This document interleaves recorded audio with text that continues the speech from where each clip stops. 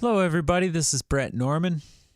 This is a introduction I am doing to Jörg Glissman's video on part 20 of the secret history of the Jesuits, and this is just a upload that I'm going to do to give you a taste of what that book is going to entail. And this is a very powerful reading that Jörg did today with, we did it together on part 17 of Code Word Babylon. And then he did another recording of it just now, and he put a lot of energy into this one. It's very powerful. And, this is not for the faint of heart.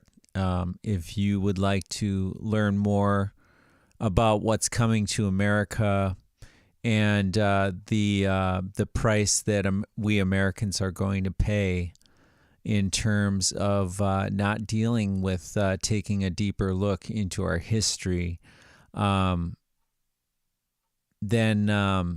you're going to miss out. You should watch this video.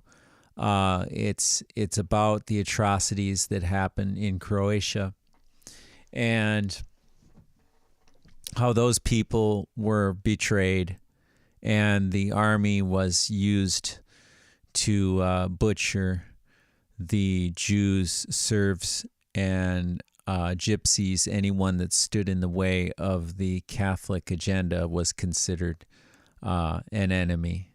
I mean, nothing's really changed today other than, things have gotten a lot more, what can we say? They've gotten a lot sleazier, right? So, no, it's a difficult subject, but it's something that we all need to be aware of. And this is a really good idea to stick with it and watch this entire video and listen to everything that Jörg has to say. It's very revealing. It's very powerful.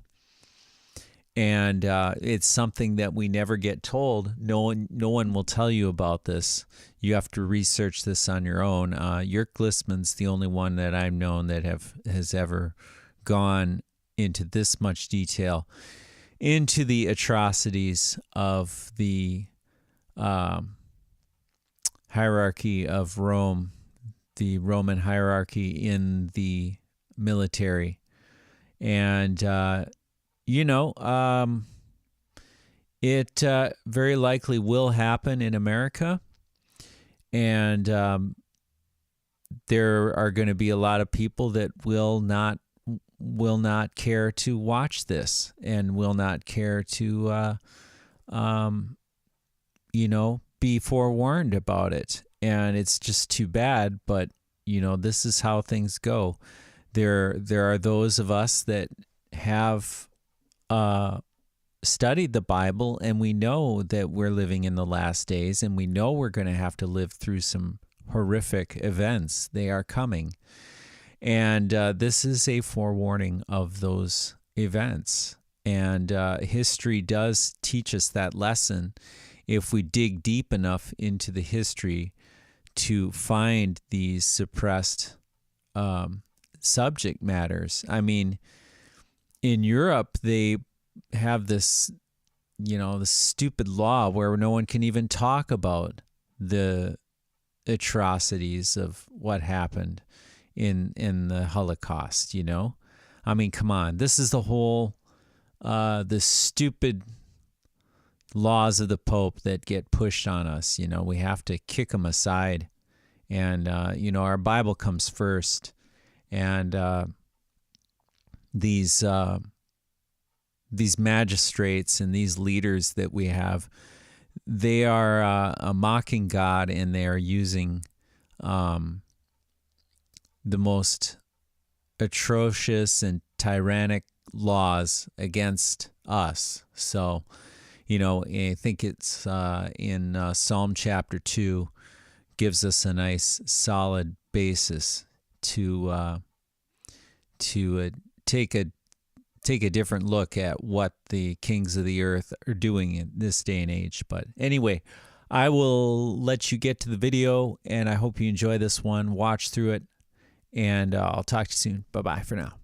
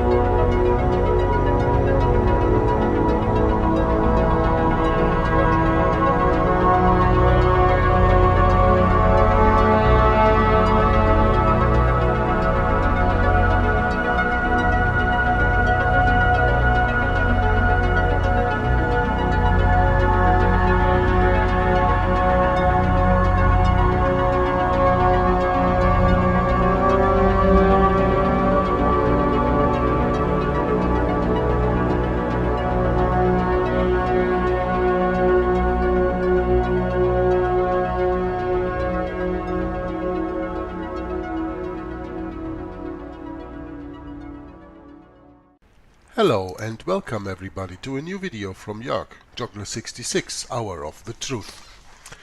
Well, as you can hear, I'm still having my cold. We have today the 6th of February 2018. I did already this afternoon a recording with Brother Brett on Cold Word Babylon together. And I hope my voice will carry me through the hour that I have planned on the reading on the next reading, the 20th reading of the book The Secret History of the Jesuits by Edmond Paris. But I will not start with the book of Edmond Paris, and I'm gonna tell you why. When we have a look at the little PDFs, you see we left off here in the PDF in the Secret History of the Jesuits on page 151, when we started reading here about Marconi, and then I told you that we were going to read the Vatican role in the Ustasha Genocide, as you can see here. And therefore I opened this paper, the Vatican role in the Ustasha Genocide in the Independent State of Croatia, or the NDH, as it is also called. And this is a 19-page paper that we came to, page 7. And there we're going to continue. There where it is highlighted here in the yellow. Probably go a sentence or two back. But, you know, it is more or less a little bit of my habits to do some more research. And today I just stumbled upon a paper that I have on my computer already for a long time. That is called Genocide in Croatia. It speaks of 750,000 Serbs. It speaks of 60,000 Jews. This is a PDF of 64 pages, as you can see. And I got that some time ago from the website spirituallysmart.com. I think Thomas Richards is the guy who is hosting the website spirituallysmart.com, and I can only advise you to go there because that is really a very nice source of information, a very good information that you can get there. Yeah, what I want to tell you is I was looking through this paper, Genocide in Croatia, and seeing, well, is that something that I could use? Because I am, for the moment, in the Secret History of the Jesuits with this subject busy, and of course in the Vatican role in the Ustasha, it's also the same. So I went through that, and I saw some astonishing pictures. Not very easy to swallow sometimes, the things that you see there. First of all, I want to show you this map here so that you can see that you have any idea where Croatia lies, especially for the people over there in the United States of America are probably not that familiar with it. But here you have Italy. This is the Mediterranean Sea. The Adriatic Sea is just the Adriatic Sea on this part of the Mediterranean Sea. Then you go down here, Italy, you have the Mediterranean, and on the other side you have the Ligurian Sea. So Adriatic and Ligurian Sea are just other names for the Adriatic Sea. For the Adriatic Sea, yeah, for that. Anyway, then you have here on top you have Austria, here you have Hungary, Romania, Bulgaria, here you have Greece, Albania, and this gray zone here, all this is Yugoslavia. It was split up into Croatia and Serbia and Bosnia-Herzegovina at the end during the Second World War. And these were parts here annexed by Italy, annexed by Italy, annexed by Italy, as you can see. This was a part annexed by Hungary, so annexed by Germany, annexed by Bulgaria. So they really split that country up. Everybody got a little part. And what was left over was the NDH, the independent state of Croatia, as you can read here. And there, this genocide happened that Edmond Paris told us about in his book. Now, I'm not going through this whole paper here because there's one page I want to read to you, but here you see a lot of these pictures of the Ustashi guys. You see Pavelic, you see Stepinak, so the cardinal, and the Poglavnik. Poglavnik is another word for Führer. And then of course you see even pictures of the atrocities. As you can see here, the Ustashis even took pictures following their heroic deeds, bayoneting the seeds of the beast. Yeah? Everybody who was a Jew, who was a Croatian, who was a Serb, and an Orthodox by that matter, or a Gypsy, was a seed of the beast, as they say that. And there are some very disturbing pictures in this whole document. Just scrolling a little bit around it. Here you can see, for example, here we have a few of the Ustashi soldiers and a peasant who had to dig his own grave. And the sadistic Ustashi show the knife with which they will kill him. This is before the deed, and this is fait accompli. This is after they killed him, and there he lies. There are other pictures where you see how they almost dissemble the people. Here you have when they're wearing a head around as a trophy. Here you have with a saw, a knife, and a gun that is used on this Serbian peasant, on this Orthodox. Yeah? The killers and their victims. Here you see how horribly mutilated these bodies are. You see all the intestines coming out of this person. The more heinous the crime, the greater the promotion and decoration. Ustashi therefore kept photographic records so that they would not be considered a bad Ustashi for or an enemy of the state. Yeah? Again, those are the Ustashi masterpieces. Again, the head is cut off from the body. People are hanged. People are tortured with knives and everything else. Here we have some children victims of the Croatian genocide. Yeah? Starved and killed in any kind of manner. Here we have a picture from the Roman Catholic Church where they are all in a probably we would say today kind of a satanic mess. And more pictures. Pope Pius XII, did he approve of that? Here you have someone with a split skull. Yeah, heroic deed of special Ustashi group called Skull Crushers. They sent pictures like this one to their leaders to show what good work they were doing. Yeah? So when you really go through this paper, and you can still get that paper on the website, Spiritually Smart, it makes you sick when you read about this. About the persecution of the Jews, about the persecution of the Serbs, about the persecution of the Gypsies, about persecution and killing and everything of men, women, children. Yeah? So, yeah, this picture we saw already before with the opening of this orphanage. And here you have, of course, again, Pavelic and a few other high-ranking Nazis. And Bogi Hirvati. Yeah, so Hirvati, as you can read this word here, that stands for Croatia. It stands for Croatia in the Croatian language. That's why it's NDH for the independent state of Croatia, the shortage. Yeah? And some pictures, of course, together with the clergy from the Roman Catholic Church, doing the Pavelic, doing the Hitler greeting or Roman greeting or whatever you want to call it. Then the Ustashi together here with monks, with friars of the Franciscan orders, even with nuns who participated in the atrocities in the killings, in the tortures. And yeah, my idea was not to go through all this, that's true, so I'm gonna leave it with this, but I'm gonna go to page 55 of that document, and that I have opened here on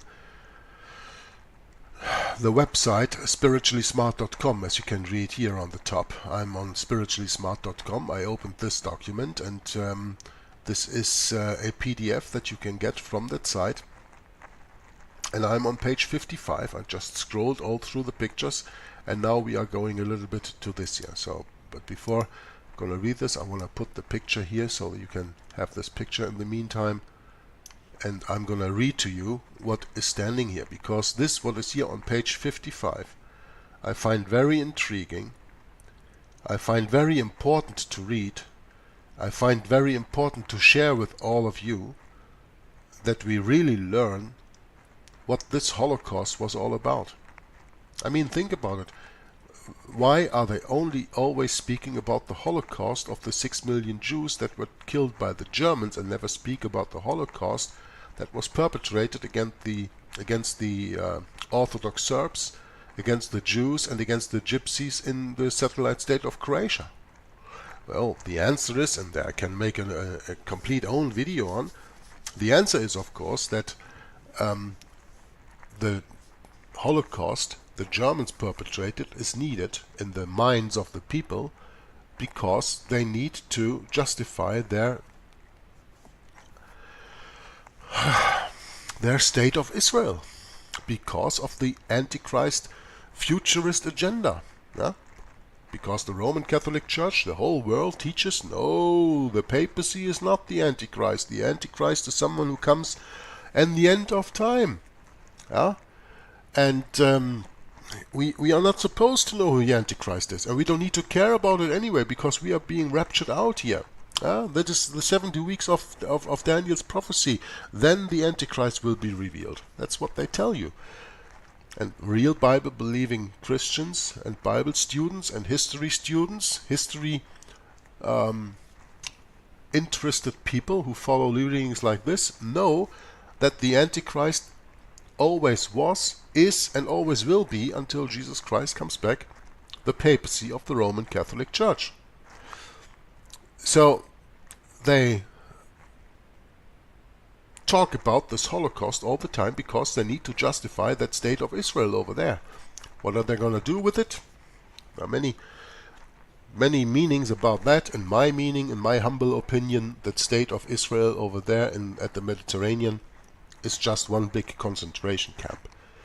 And the Roman Catholic Church hates the Jews from before the time of Jesus, and surely after the time of Jesus. I'm not going to go into that. But we are speaking about what the secret history of the Jesuits is. Okay? And therefore we have to understand that when we come to this Croatian subject, that everything, the Ustashi that was founded there, and Pavelic, the Poglavnik, the leader of that country, and Cardinal Stepinac, and the papal nuncio, Morcone, or what his name was. We read about him in the Secret History of the Jesuits. Marconi, right? Wasn't it Marconi here? Yeah, Marconi, the Holy See's envoy. That these guys all were there because of the Jesuits. So what I'm going to read to you right now is actually Jesuit politic. What does it read here? It reads how to become a human butcher. What does that mean? Humans are not to be butchered. I mean, in my opinion, because I am vegan, even animals are not to be butchered, but certainly humans are not to be butchered. But when you are having an agenda that needs to kill hundreds of thousands, even millions and millions of people, you need people to do their bidding, like they did all through the Dark Ages in the Inquisition, when they butchered the people with their torture. I mean, read Fox's Book of Martyrs of things, and sometimes and some things you read like that and you say, oh wow, that was awful, people did that. I want to read to you this account of this 19-year-old Jose Oreskowicz, and tell you about what he experienced and how he was made a butcher of humans. Now just look at these pictures here. Yeah? A poor peasant woman and a child that did not live to tell the story. Nor did these notorious enemies opposed to Andrija Artukovic and their Ustashi. Yeah? Are these really notorious enemies? Look at this poor woman. This peasant woman will be able to quote-unquote see the murderers Artukovic and Pavelic. Their Ustashi gorged her eyes for the Poglavnik's collection. And then you're gonna say, oh, that is just a joke, they didn't do that. Well, in another part in this document, what I'm going to read to you here on page 55, and I don't know where to, to turn there, I read through it that a guy was sitting in the office of Pavelic, and he had like of a little a bowl in his office standing there, and going in there with his hands, and it's like oysters, and that was just a collection of more than 40 human eyes that were gorged out of the faces of the people, like with this woman they did. But now, without any further ado, I just want to go and do the reading to you, how to become a human butcher. And this will lead us then into the continuation of the reading of this part of the book, the Vatican role in the Ustasha in the independent state of Croatia, as a part of the reading of the secret history of the Jesuits, where we deal with the Jesuits' atrocities, among others, in Yugoslavia, where this Croatia comes from. That's the connection. So it reads here, champion Ustashi cutthroat M. Lux Luburic trained younger Ustashi how to become human butchers. With a specially made long-bladed sharp knife, Luburic slashed an unbelievable number of throats in Jasenovac. You know, Jasenovac is one of the biggest concentration camps they had over there in that independent state of Croatia. Artukovic promoted him to the champion cutthroat group, an elite distinguished group at Jasenovac made up of notorious murderers like Franciscan monk Miroslav Majostorovic Filipovic, who boasted at his trial about the thousands he slaughtered. We are speaking about people, a Franciscan monk, who boasted on a trial about thousands that he slaughtered. Is that what a monk is supposed to do? But also next to Miroslav Majostorovic Filipovic, Father Zvonko Brekalo, Father Kulina, Zvonko Lipovac, and others. How to become a human butcher. I'm going to make this a little bit bigger. That's easier for me to read then.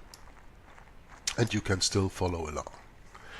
Jose Oreskovic, age 19, entered Ustashi in Zagreb, that is the capital of Yugoslavia at the time, in 1941. He was captured in late 1942. In his own words, he related his gruesome story in a calm, matter-of-fact manner, his training, his reaction, and his ultimate participation in human butchery. What follows now is a complete quote. This is a verbatim of what he said.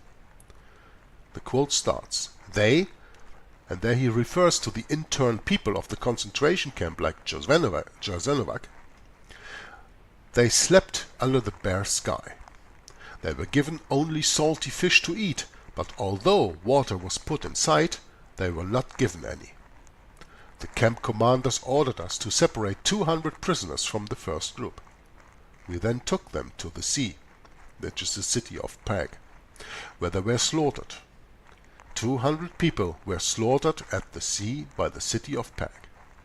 Some of my comrades and I couldn't stomach the slaughtering. We couldn't do it. Then the commanders reprimanded us and upbraiding us, asking what kind of Croatians and Ustashi were we. They said, he who could not kill with joy a Jew, a Serb, a Gypsy, or a Communist was not a Ustashi. In order to win us over to do the killing, they gave us younger ones wine and liquor. They brought in girl prisoners, stripped them naked, and told us to choose whichever one we wanted. However, after the sexual intercourse with the girl, we were to kill her. Some of the boys got drunk and got carried away. They were able to do it. I couldn't. It revolted me, and I said so openly. A few days later, a high functionary, Luburik was his name, came to the camp from Zagreb. He came to see the work at the camp. That's when the real massacres began. Our men killed so many people that the whole sea around Pag was red with blood. You know, this reminds me of the river Seine in Paris, who was, as they say, red with the blood of the martyrs of Jesus, the Protestant Huguenots who were killed in the Saint Bartholomew massacre. Continuing, he says, Luburik was informed that I and some of the others had refused to kill. Luburik then called all of us Ustashi together. We stood in formation. He made a speech in which he said that those who could not kill Serbs, Jews, Gypsies and Communists were traitors to the Ustashi state. He then asked who of us could not kill. I answered, as did several others. Since my voice was the first to speak out, Luburik called me out of line, and as I stood in front of the formation, Luburik asked, "What kind of Ustashi are you, if you cannot kill a Serb or a Jew?" I told him that I was ready to give my life for the leader, Poglavnik Pavelic, at any time, and that I would be able to kill an enemy in battle. But I just could not kill unarmed people, especially women and little children. He laughed so loud and said that this, too, was a battle. That Serbs, Jews, Gypsies and partisans were not people but wild beasts, and that it was the duty of all us Ustashi to clear Croatia of this pestilence, and whosoever refused to assist is as much an enemy of the leader and Croatia as they were. So in other words, what did George W. Bush say after 9/11? Whether you're with us or you're with the terrorists, right? What does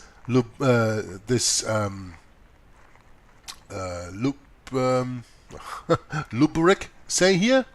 He says,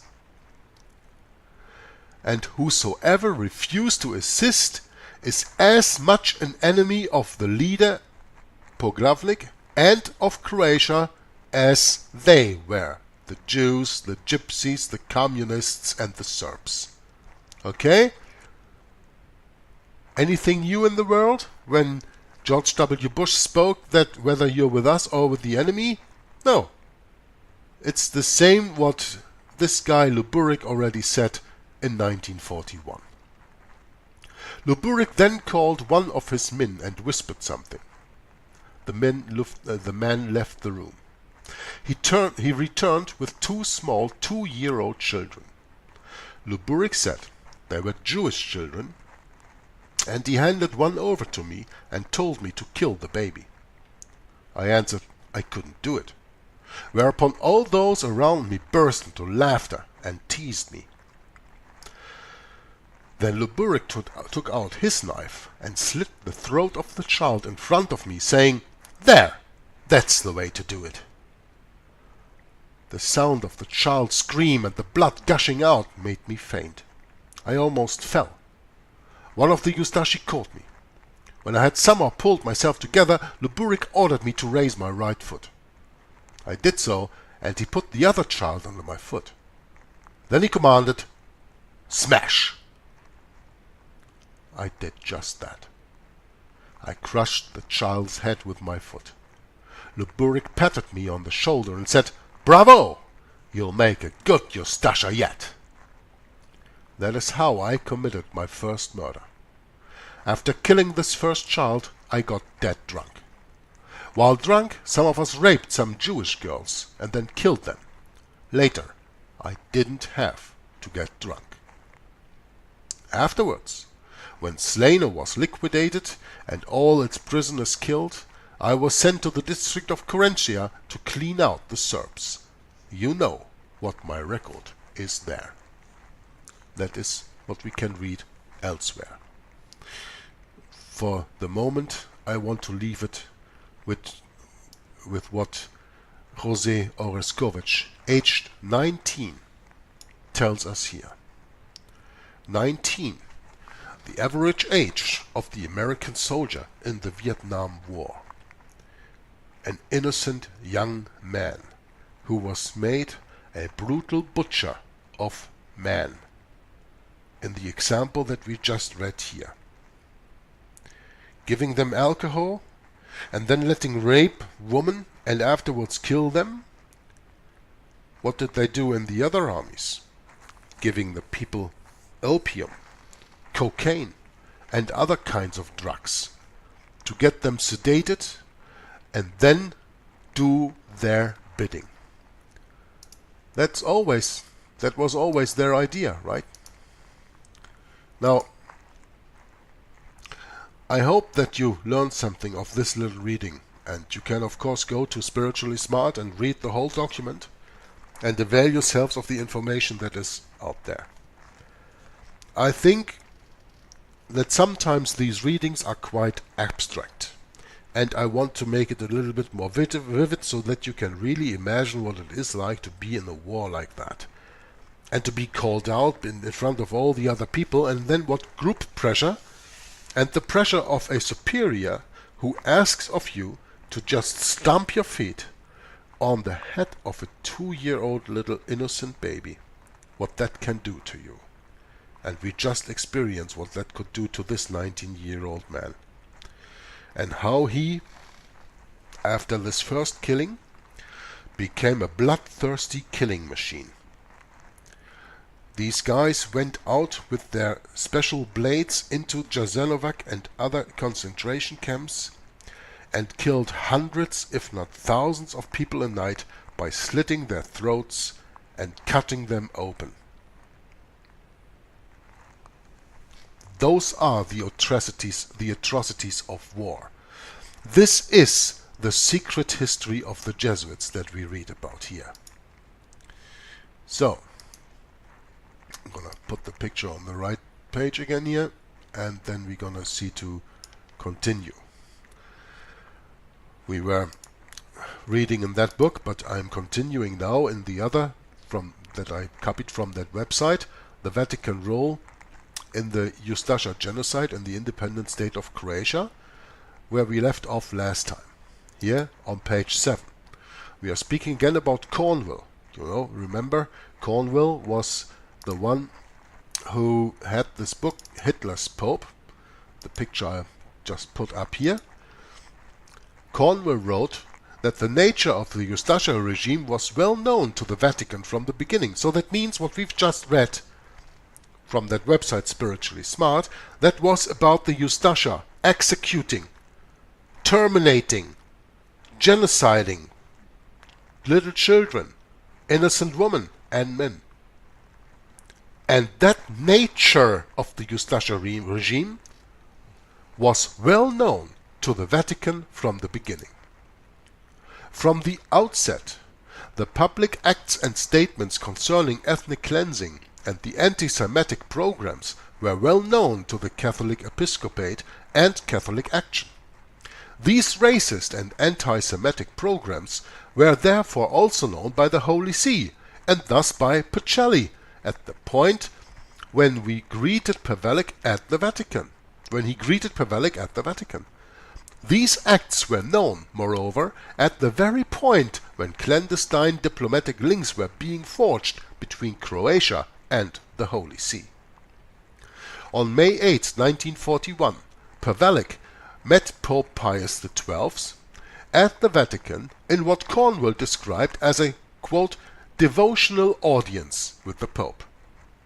At this meeting, the Vatican de facto recognized the so-called independent state of Croatia, the NDH. You know, make the distinction between de facto and de jure.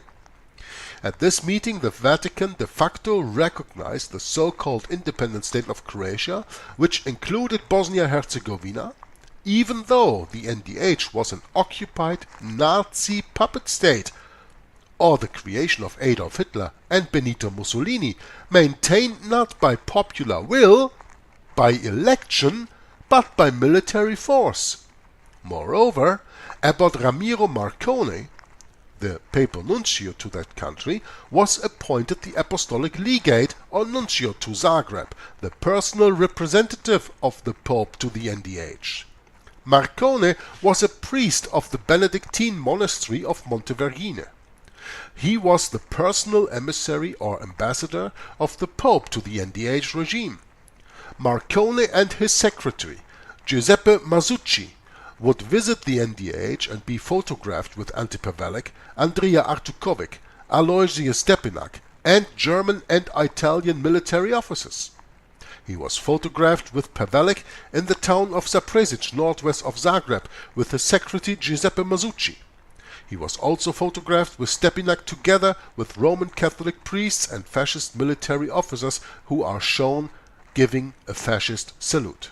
We have seen few of these pictures, and I'm going to show to you a few more here. Like for example, here you have Marconi and doing the Hitler greeting by Pavelic here. And here you have Marconi and Pavelic again. Here you have this picture. Here you have them leaving a church. Okay, and these are pictures that we are going to see a little bit later on.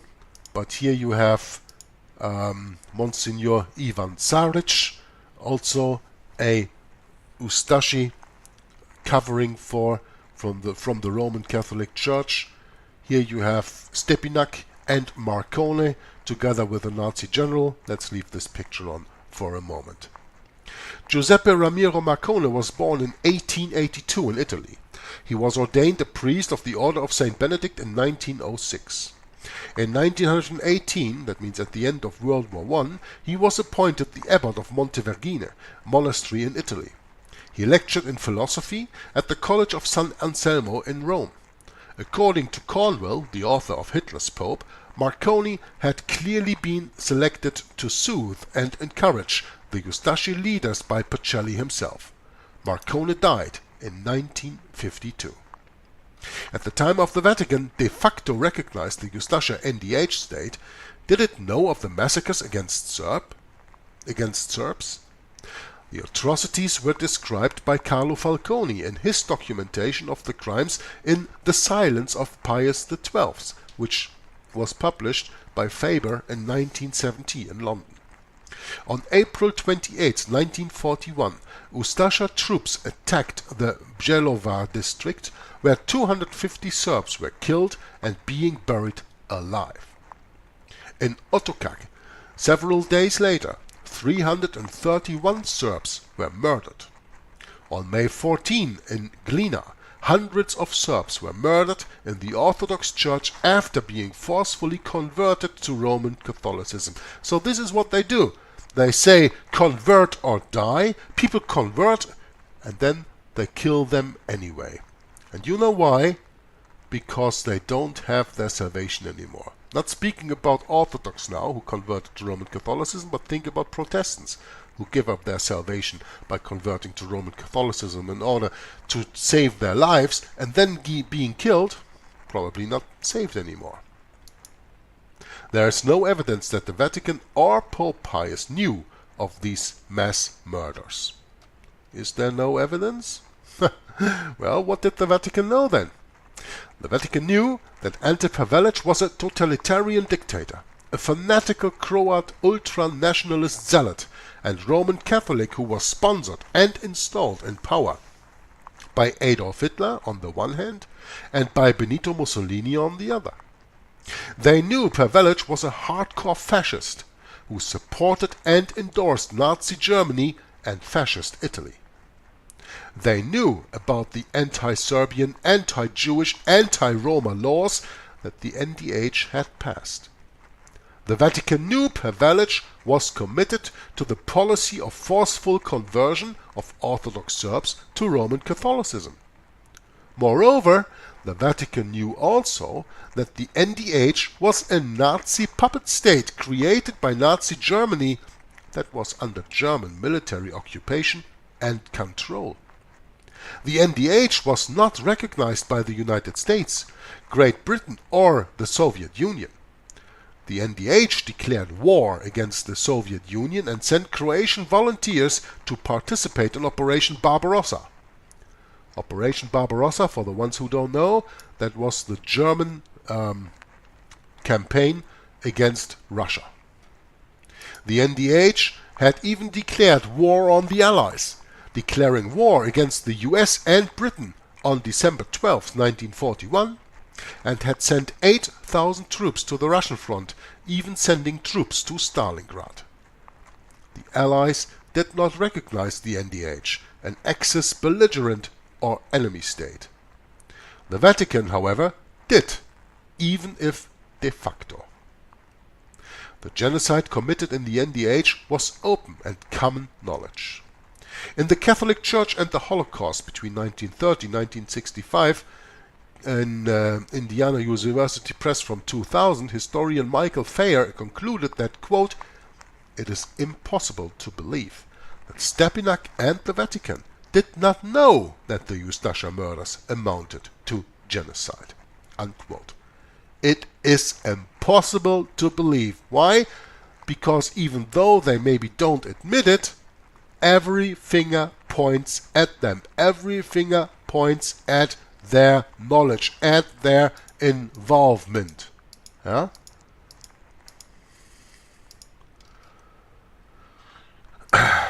The massacres and atrocities, indeed the planned and systematic genocide, were known to the Croatian Catholic clergy and to the episcopate.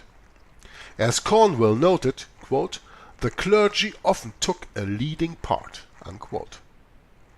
Not only did the Croatian church and clergy know they were at the forefront of the genocide, the Croatian Roman Catholic priests organized and led the mass murders.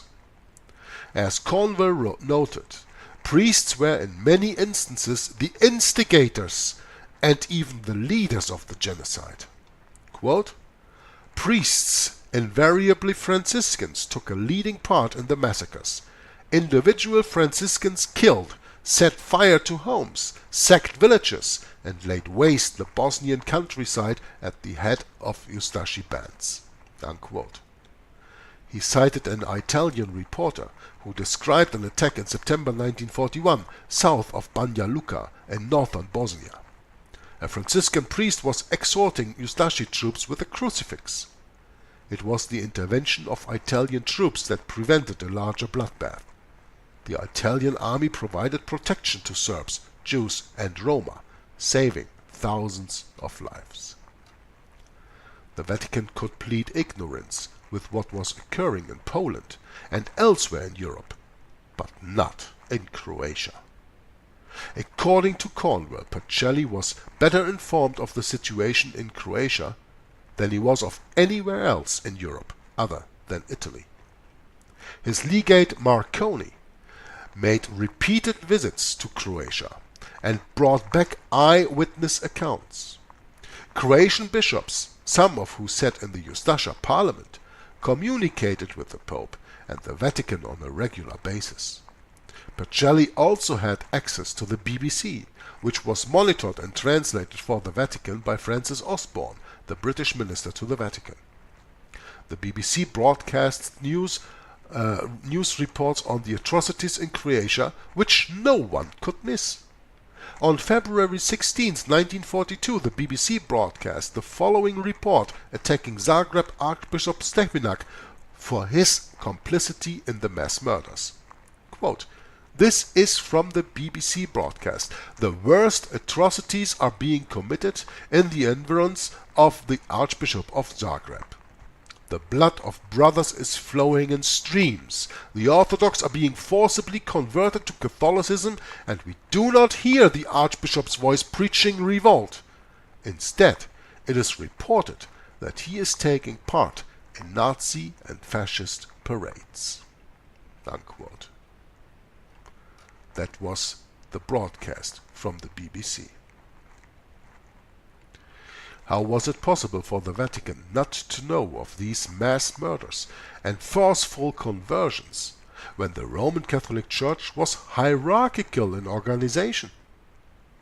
Well, as Cornwell asked, quote, how was it that despite the strictly authoritarian power relationship between the papacy and the local church, a power relationship that Pacelli had done so much to establish, Pacelli the Pope not to forget, no attempt was made from the Vatican center to halt the killings, the forced conversions, the appropriation of Orthodoxy property? Why didn't Pacelli disassociate the Vatican from the Ustasha genocidal policies? Why didn't Pacelli condemn the perpetrators attacking the genocide? If the Vatican took a more forceful stance, could lives have been saved? The answer to this question can be found in the actions of the Vatican before, during, and after the Roman Catholic-sponsored genocide in the NDH. What is most revealing is the position of the Church after the war, when the full extent of the genocide was fully known. I'm going to copy this here.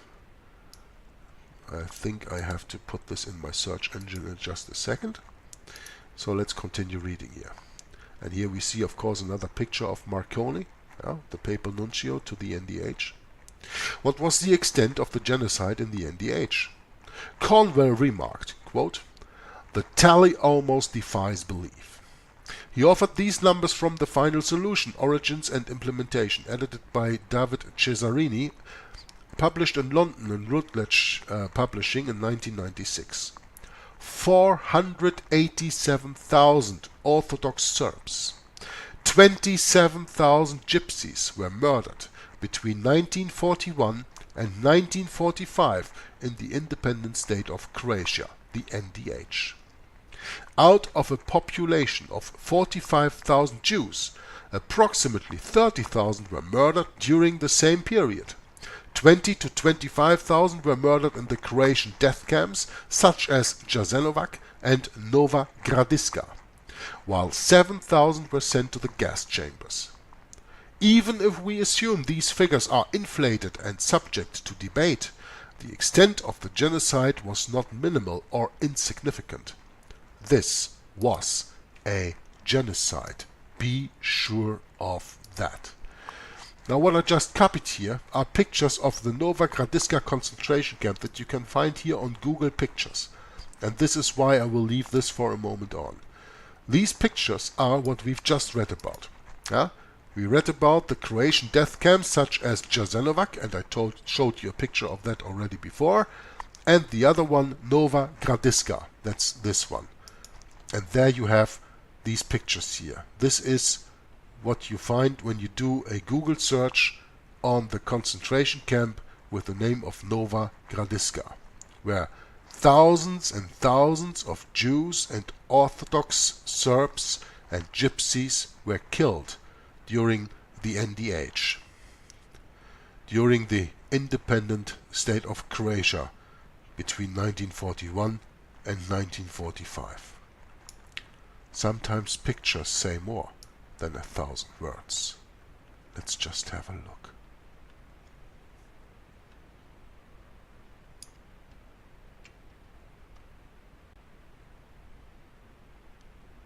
As you can see, most of the pictures are original from that time. Sometimes they get idiotic pictures in a search like this.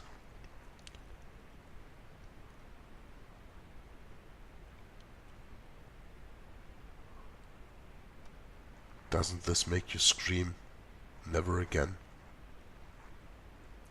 Well, the Roman Catholic Church screams the hardest, never again. No more war. Peace, peace, peace. And the Bible says, when they call for peace and safety, sudden destruction will come upon them. Why? Because the only one who can bring peace is the real Prince of Peace, and that is Jesus Christ. And when he comes back, he will bring us real peace. In the meantime, we have to deal with things like this. So I'm going to continue the reading, and you can still have a look at the pictures of the concentration camp here on the right. The picture, this one here in the document, shows Vatican Nuncio or Legate Ramiro Marcone in the center, yeah, the corpulent guy, with Poglavnik Antipavelic. Poglavnik is the Croatian version of what we have in Germany for Führer, for Adolf Hitler, or what was in Italy for the Duce, Mussolini. That is the Poglavnik Antipavelic on the right, and the Vatican Secretary, the Nuncio, Giuseppe Masucci, here on the right side. Operation Barbarossa and the Tisserand Plan. Let's just see how far we are.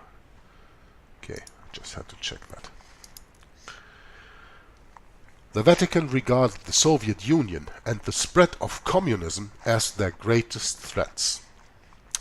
Yeah, of course I have to make a little comment here, because we know that that is not the truth. That is what they say to the outside.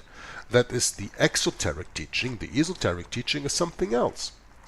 The Vatican started the communism through the Jesuits with the reductions of Paraguay. You remember in earlier parts of the book reading of the secret history of the Jesuits, we went into the reducciones of Paraguay. Yeah? That was where communism was perfected. And then they started the Bolshevik Revolution in Russia to get rid of the Tsar, who gave aid to Abraham Lincoln during the Civil War in the United States of America. Therefore he had to be killed. That was revenge. And of course the Jesuits installed atheistic communism in the quote-unquote Soviet Union after that, because in that way they could kill off the Orthodox. Like the same Orthodox, yes, we are speaking about here in Serbia. The Orthodox Church, you have the Eastern Catholic Church, let's call it that way. There was a schism in 1054, and the Eastern Catholic Church split from the Western Catholic Church. That was the Roman Church, and the Eastern Catholic Church became the Orthodox Church. They were not in agreement with the Western Catholic Church, with the Roman Catholic Church, about the Ultramontanism, the situation, the leading position of the Pope, first and for all, that the Bishop of Rome was the universal bishop, the Pontifex Maximus. That hierarchical system they did not agree on, and they did not agree on Mariology and all the idol worship within the Roman Catholic Church. That's why they split up. And so you have the Western Church and you have the Eastern Church. And that Eastern Church, of course, was for the most part centered in Constantinople, but at that time Constantinople was already taken over by the Turks, by Islam.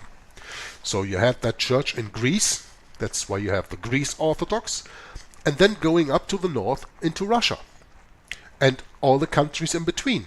And as you saw in the beginning of the map, what I showed you in this book, there you saw the surrounding countries. On the top of there, on the northeast of that, of course, is Russia. And the Orthodox Church was in Russia and was flourishing there, because the Tsar was the protector of the Church.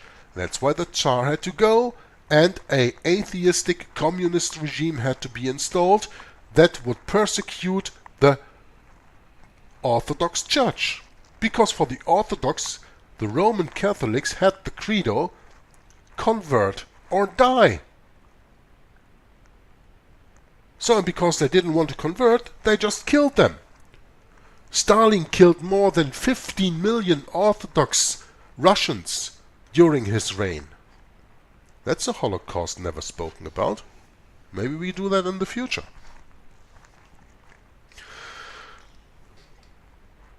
But when it says here the Vatican regarded the Soviet Union and the spread of communism as their greatest threats, no, that's a joke, because the Soviet Union and communism was founded by the Jesuits. They always play both sides. They play the side of capitalistic West, United States of America first and for all at that time. They played the side of Nazi Germany, They played the side of fascist Italy. They played the side of communist Russia. Remember the oath of the Jesuits, where it says that you gotta do what your superior tells you, even though when your brother who is secretly engaged on the other side. Yeah? The Jesuits always control both sides of the story. So when the author says here the Vatican regarded the Soviet Union and the spread of communism as their greatest threats, no, that is only a sign that this author doesn't give you the complete information as it should be given. Okay? The Balkans were seen as a buffer between the Vatican and Soviet Russia, Eastern Orthodox Russia. Well, let's go here back to genocide in Croatia. We have seen here in the beginning the map, right? Here it is, the map. You see here Italy, you see here Austria, Hungary, Romania, Bulgaria. Here beneath you see Greece. And what is above Hungary and Romania? Russia. And here you have the buffer, Yugoslavia. And that's what we are talking about. The Vatican saw the conquest and destruction. It was the Balkans were seen as a buffer between the Vatican and Soviet Russia, Eastern Orthodox Russia. As Cornwell noted, Benito Mussolini's invasion and occupation of Greece and Yugoslavia was supported. The Italian war against Greece was seen with a measure of optimism by the Vatican. Benito Mussolini had provided bases and training camps to Antipavelic before the war. Croat and Bosnian Muslim troops from the NDH would join Italian and German troops on the Western Front in the Soviet Union. The Vatican saw the conquest and destruction of Yugoslavia and Russia by Nazi Germany and Fascist Italy as opportunities for the expansion of Roman Catholicism into the East. The Germans go in there, kill all the Russians, convert or die. The Italians come from south via Greece and kill the Serbs and the Orthodox in Yugoslavia, also into Russia, convert or die. And of course, the Vatican saw the conquest and destruction of Yugoslavia and Russia by Nazi Germany and Fascist Italy working together as opportunities for the expansion of Roman Catholicism into the East. Because when the Orthodox, when the Jewish and the Protestant opposition is out of the way, what leaves it? It leaves you with Roman Catholicism.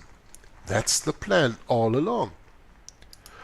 Eugène Tisserand was appointed in 1936 the Vatican Secretary of the Congregation for the Eastern Churches, holding the post until 1959.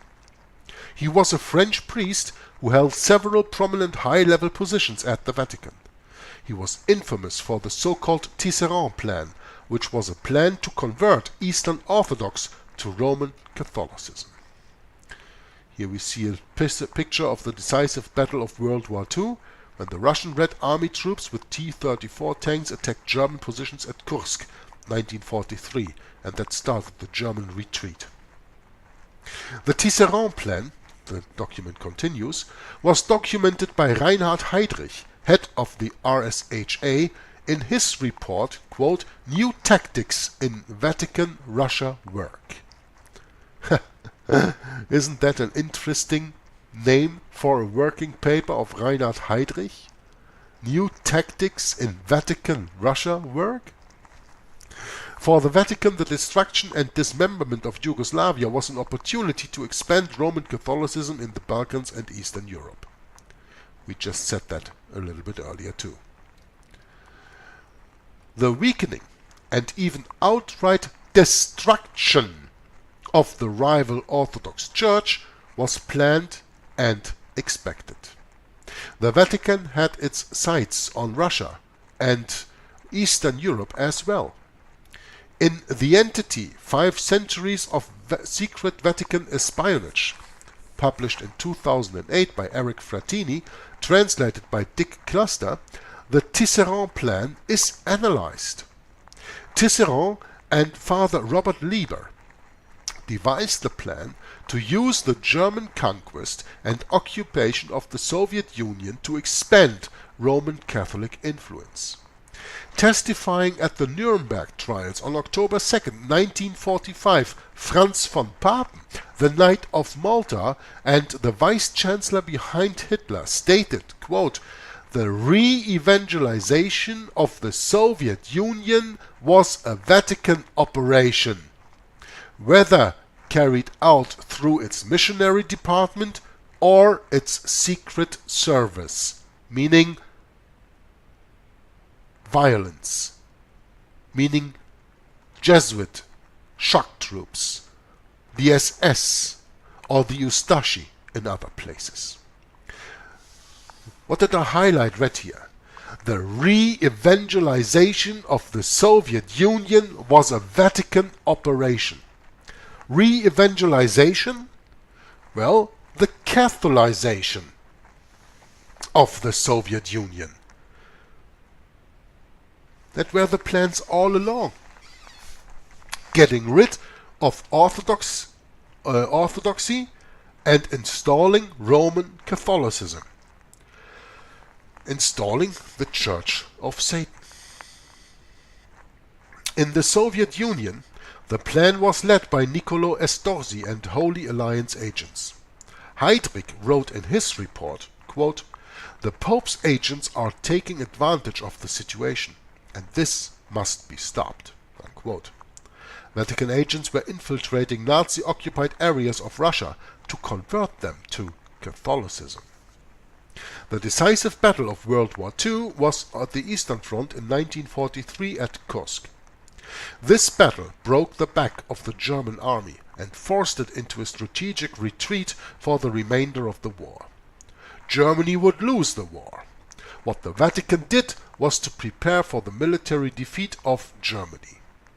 The Vatican began to disassociate itself from the more extreme elements of fascism. Now I have to tell you something when I read this here. It becomes clear as water, clear as spring water. They could not continue with the war, and through the war, the Catholicization or the re-evangelization, as Franz von Papen calls it, of the Soviet Union. They just couldn't go on with that. It would probably take too much time. So they decided to do it otherwise. Let Hitler retreat, destroy Germany, destroy Protestantism in Germany, and in the meantime installing communism with the Soviet Union very, very deep in Russia, former Russia, in the Soviet Union, and get all the all the Orthodox by convert or die, by the genocide that Stalin did later on.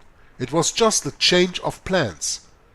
The war did what he did, and now they are taking other measures, but the goal still stays the same. So what the Vatican did was to prepare for the military defeat of Germany. First they planned Germany must win because they work in our agenda, they work for the re-evangelization of the Soviet Union, but now we're gonna do it in another way, in another manner. And in that way, in the same way, well, we're gonna kill the Germans off also and crush Germany. The Vatican began to disassociate itself from the more extreme elements of fascism. It was at this time that Krunoslav Draganovich settled at the Vatican, leaving his position in the NDH regime and preparing the way for the escape of the leaders of the NDH regime and the plundered property and assets they had seized from the murdered Serbs, Jews and Roma. Investigators after the war determined that $80 million was smuggled out of the NDH. The Vatican provided help in storing the proceeds and in allowing it to be laundered. And here I have to remember you that I'm going to read the book The Real Odessa by Yuki Goni, and then you can learn more on that subject. That subject of people fleeing these countries and coming into South America, Argentina, most of all in the first place, Brazil, Chile, and of course via Operation Paperclip into the United States of America. Now I've reached 58 minutes and this was a quite extensive reading. I'm sorry I didn't finish, but I want to leave on a high note. And the high note is that next time we will continue in this paper about American knowledge. What did the Americans know? And I can tell you that it is getting very, very interesting. So next time in the 21st reading and discussion of the book The Secret History of the Jesuits, of which I have not read a word today, alright, we are going back to this paper, The Vatican Role in the Ustasha Genocide in the Independent State of Croatia. We will finish this because it's only 8 pages left and there are some pictures in there, so I'm going to finish that in the next reading. And then we will go back into the secret history of the Jesuits and continue here with Cardinal Marcone where we left off, and we were going to continue here. But I thought it was quite an interesting excursion that we did today on the